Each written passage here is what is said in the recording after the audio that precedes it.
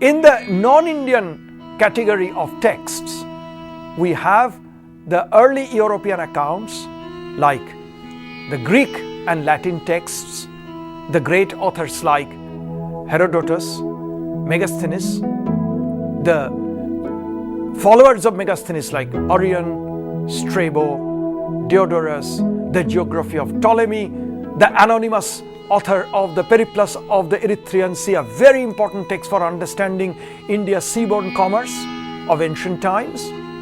And much later, someone like Marco Polo, who did visit India in the late 13th century.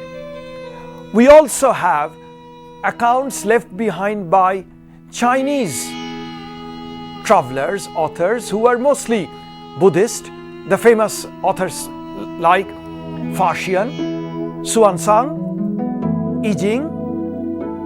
More or less close to this category are also the Tibetan accounts, say of Dharmakirti, and much later of Lama Taranatha, though it really does not belong to the period of ancient India, but it's important for understanding the history of Buddhism in this country.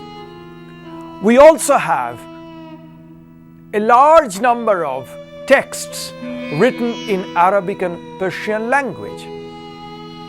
The authors like Suleiman al-Masudi, the great al-Biruni, a very erudite person of 11th century who lived in India, read about India, mastered Sanskrit, and left his impression about this country. We also have the anonymous text on geography, Hudud al-Alam, that devotes a chapter on India.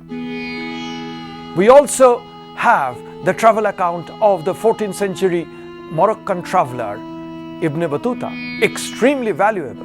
And along with that, there can be a completely new type of sources from that part of the globe, that is the Arabic-Persian civilizational zone.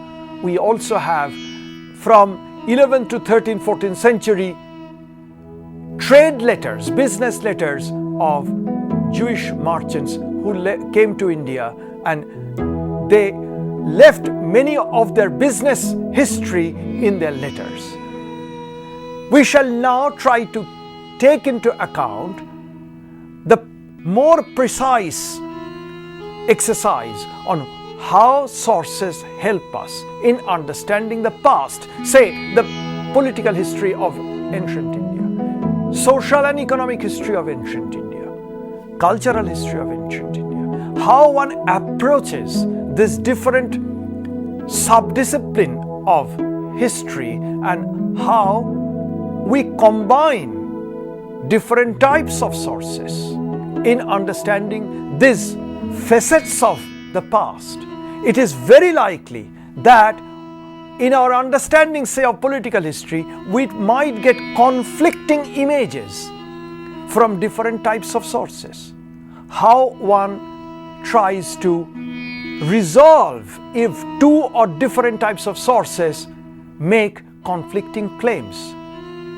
We can look at these problems more closely of the use of sources in the subsequent discussions.